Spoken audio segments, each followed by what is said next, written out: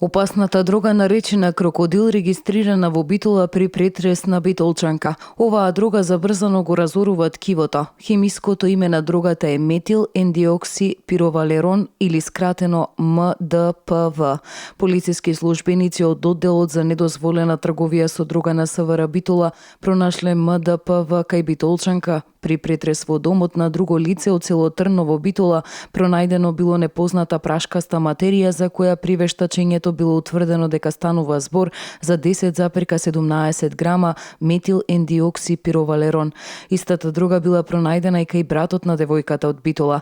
Конзумирањето крокодил предизвикува распаѓање на мускулната маса на тој што ја прима оваа дрога. А новата ЛСД предизвикува желба за канибализам. Новата ЛСД се прави со мешање на некои супстанции со миризлива сол. Опасната синтетичка дрога крокодил уште по првото консумирање почнува да го уништува човечкиот организам и остава страшни последици.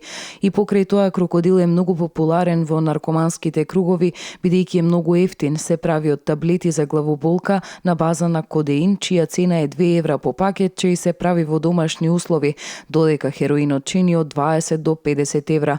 Името крокодил, како што веќе ви е познато, не е случајно, бидејќи на зависниците кожата им позеленува како на самите крокодили. Доколку ја промашат вената, на кожата веднаш се појавува гноен чир.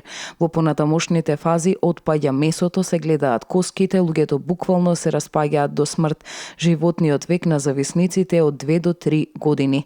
Синтетичките дроги најчесто се рекламираат како хемиски производи наменети за медицински истражувања, а најдобро се продаваат како додатоци кои даваат енергија, односно лесни средства за еуфорија. Најчесто се купуваат во форма на соли за капење, мирисни производи или ѓубриво за билки. Легални се бидејќи се увезуваат со предупредување дека не се за човечка употреба, а корисниците ги пијат, инхалираат, па дури ги консумираат преку вена.